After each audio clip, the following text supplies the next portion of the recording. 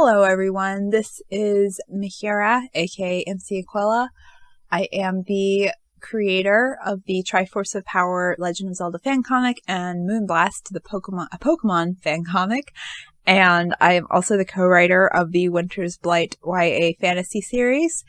And today, we're going to pull back the shame curtains once more in this edition of the Wall of Shame, in which I talk about stuff that I have spent a lot of time and energy and effort into, and blood and sweat and tears, that really just never really, I have nothing to show for it, aside from experience. Experience is important, but still a little bit embarrassing, so let's get into that.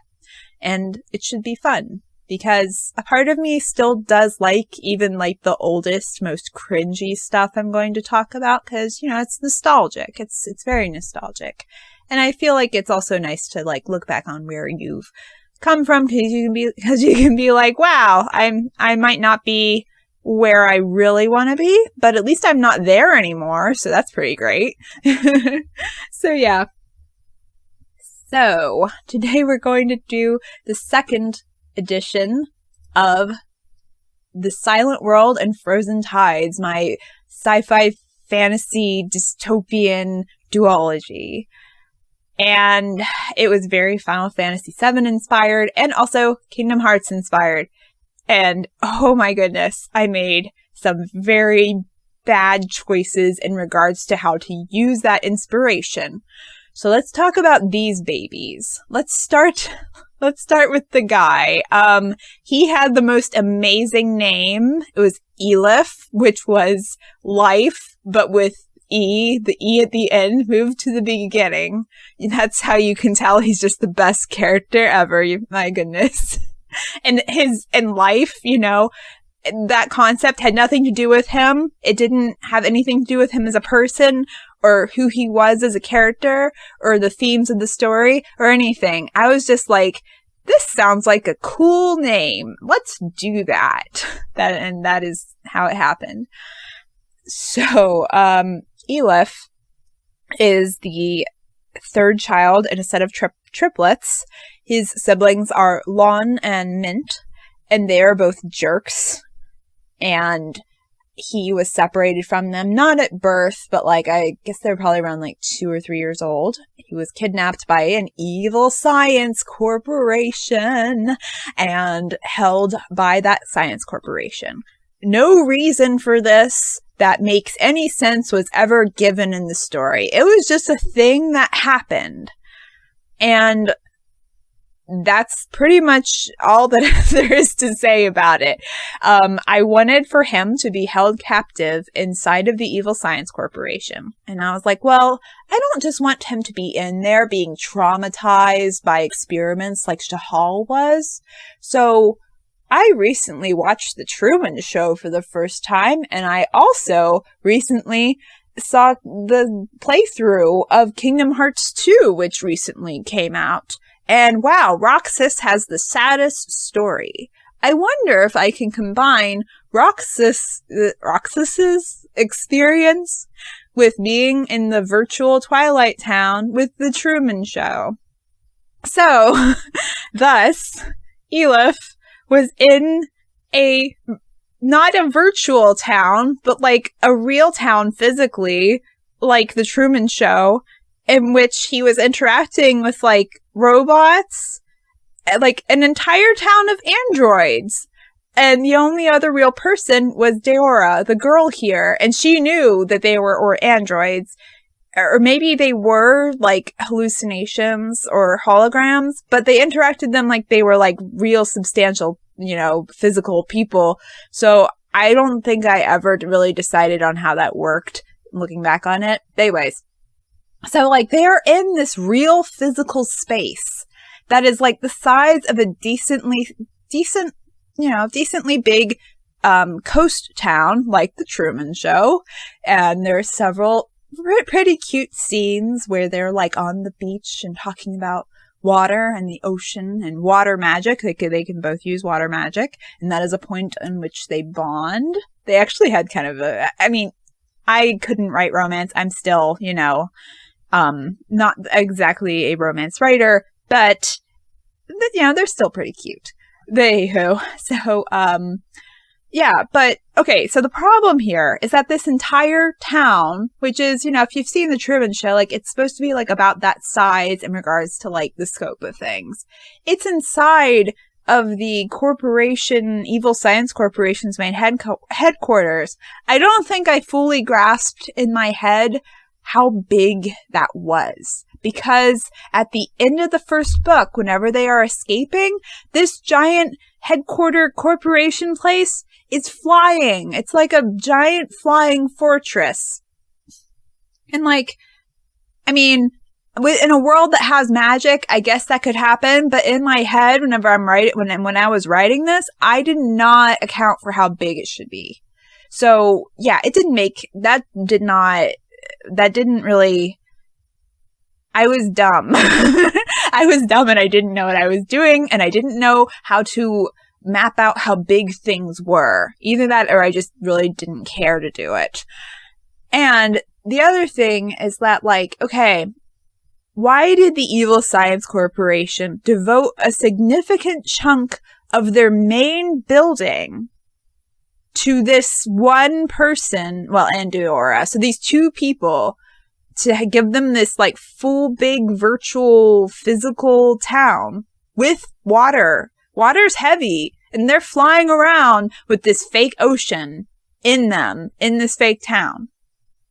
Why? Why aren't they just in pods, like a Matrix thing? There is no reason. I never gave a reason. It was never explained. And at the time, all I could think of was Truman Show and Kingdom Hearts 2. And I was like, yes, I want these emotions. I want that scene where he touches the sky like the guy in the Truman Show.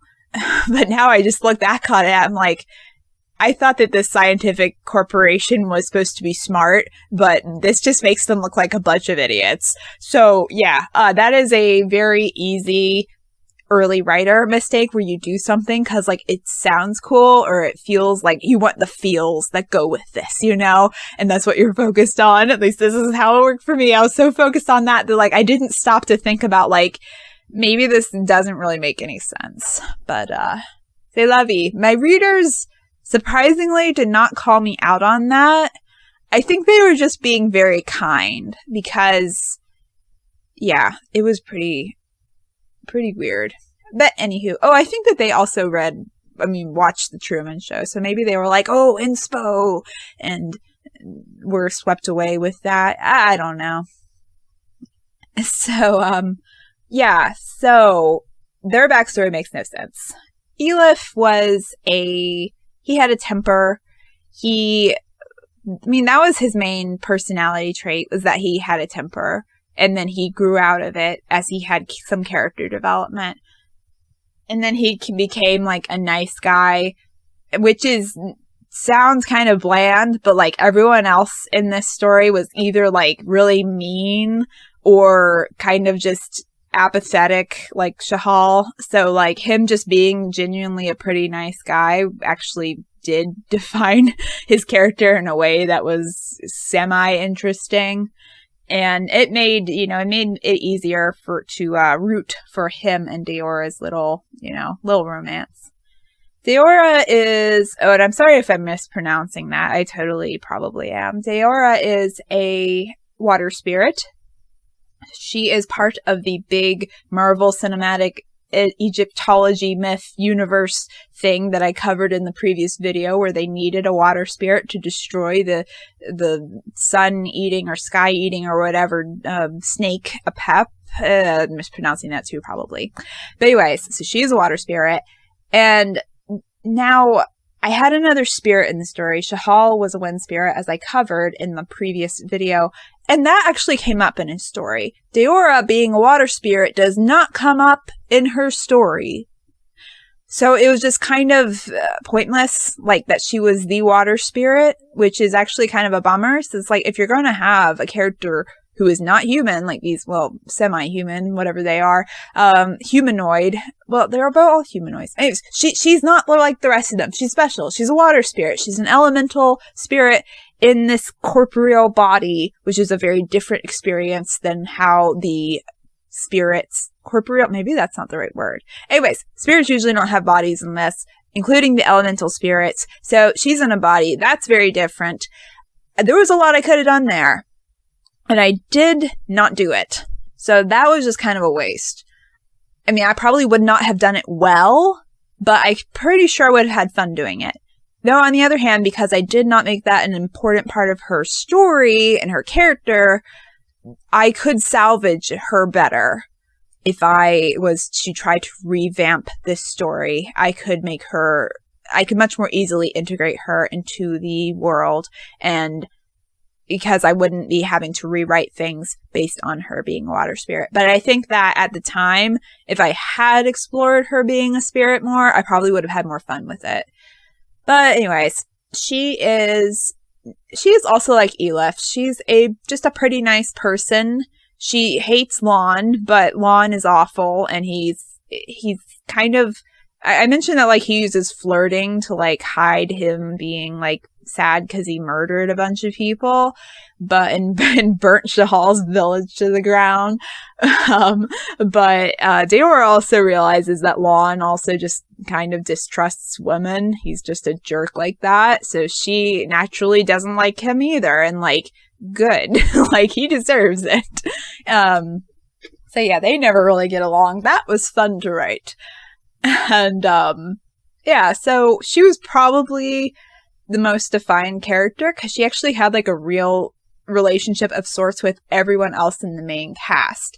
She and Shahal became pretty good friends because they had very similar temperaments, similar backstories, and I really could have played into like them both being spirits, elemental spirits, and how that would have made them have like similar experiences and similar perceptions of the world. I didn't really do that, but they did form a nice friendship. And then, of course, she forms a weird sort of antagonistic relationship with Lonn, which is fun because they have to wind up work together to defeat the evil science corporation. And she just hates him the whole way through.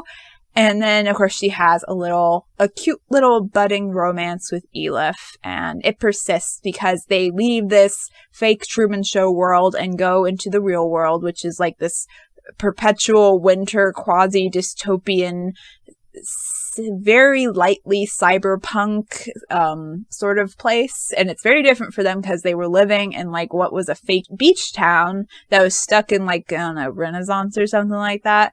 And oh yeah, she was an actress. I forgot about that. Yeah, so she was an actress in the fake world, and whenever they come to the real world, there's a war going on, and she uses her acting abilities to basically help make radio propaganda by pretending to be a refugee who is very sympathetic to the war and to the government. So she basically helps Lonn and the other people in the military to like sway the populace to support them, even though there's a lot of like shady stuff coming to light. Because I mentioned that the military is like burn down villages in their own country, but she helps with propaganda, and she's good at it, and she does feel kind of weird about it. I did not explore that well. I think that could have been extremely interesting to explore, but I did not. Yeah, I did not.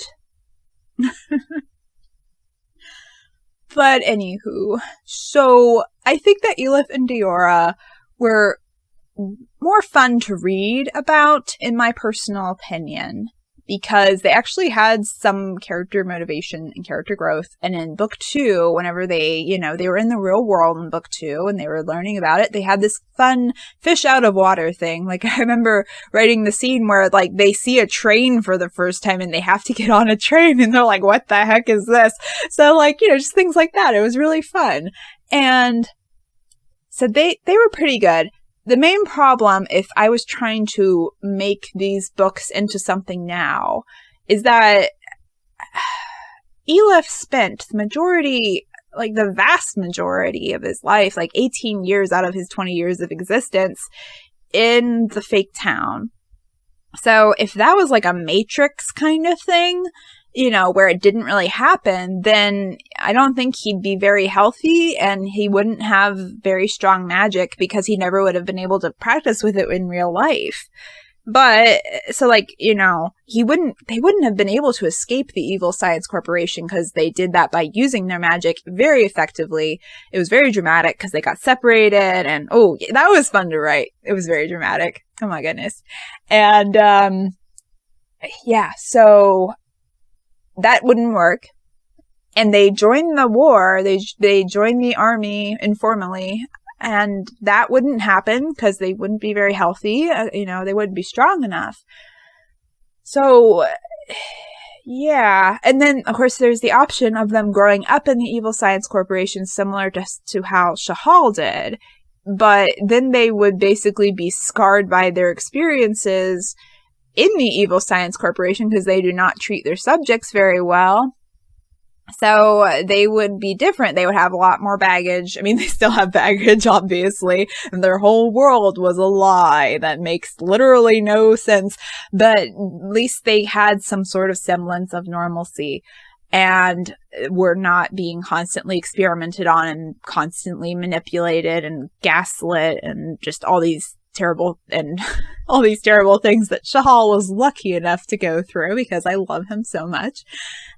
And it would make them very different, basically. They wouldn't be, I don't think they'd be as simple and nice as they were, which was what really made them stand out among a cast of a bunch of complicated jerks. So, oh, that sounds a little bit more mean than I meant for it to, but it's true. So, yeah, I love them, but this story, these books, The Silent World and The Frozen Tide, they go nowhere. I spent many, many hours on them, and I am very grateful for people who did read them back in the day and gave me critique and encouragement and positive feedback, because that is so important for young writers. Because, you know, if you get just mean criticism, then that can stop you from writing, which is very sad. Like, that's worse. Being beaten down like that and stopping writing as a result, that is worse than making all these idiotic mistakes that I'm describing. Idiotic's kind of strong. I would never describe any other writer's mistakes as idiotic. Only mine. I can do that because it's mine. Okay. But there are mistakes everyone has to make. And I think that I would say, in my experience, other writers generally do not make these many mistakes because they are less inspired by video games that have writing that do not make much sense. I'm looking at you, Kingdom Hearts. I love you, but you're so silly. I love you. Anyways, where was I going with this? I guess I should have been reading real books instead of just watching video games. Video games are good, but you need to have both. You need to have a good balance. I was not reading enough. So, yes. These books are going nowhere. I am grateful for what I learned from them. They are behind the shame curtains for a reason, and they will remain there until I completely run out of other ideas and I'm extremely desperate, I guess. I don't know if that'll ever happen. And if I did bring them back, all that Egyptology stuff would not be in there because it makes no sense whatsoever.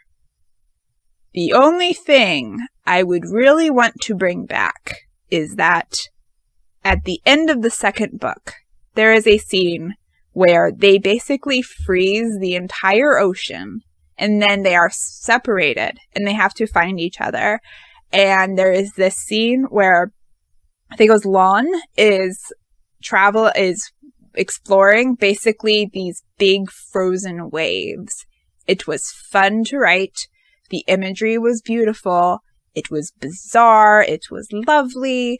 It was still cold and foreboding, which is much of these books. They were very cold and foreboding. Definitely those quasi-dystopian vibes going on there. But the idea of just this flash frozen ocean was just something I still do like very much. Maybe it will come back in another story someday. We shall see. Anyways, that is all for this video. Do you have a first novel that you are working on or that you have written in the past? And are you making similar creative decisions where it's more based on what's fun and interesting to you rather than trying to make it perfect, because I think that's really important. I don't think anyone should worry about perfectionism, because especially with your first books. Because to be honest, as much as I say like, oh, I made all these dumb mistakes, blah, blah, blah, blah, blah, it is part of the learning process. And to be honest, it is so much fun to look back on how silly it was, because it was so silly. Some things you can only do whenever you're trying out things for the first time. And you can get much humor and mirth from looking back and being like, oh my, what was I thinking? These characters are dummy dumbs. It's very sweet in a strange sort of way. It's hard to describe. But anyways, are you working on a first book? Do you have a first book that you have written that you are also hiding behind the shame curtains?